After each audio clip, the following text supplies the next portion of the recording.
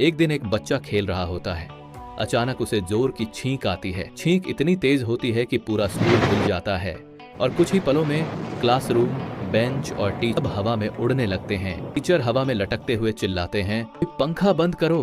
Police helicopter से पहुंचती है। एक पुलिस वाला कहता है, जल्दी इसे मास्क पहना दो वरना पूरा शहर उड़ जाएगा। डॉक्टर आकर बच्चे के मुंह पर मास्क पहना देता है तो सब कुछ नॉर्मल हो जाता है और स्कूल वापस अपनी जगह पर आ गिरता है। फिर भी किसी ने लाइक और सब्सक्राइब नहीं किया।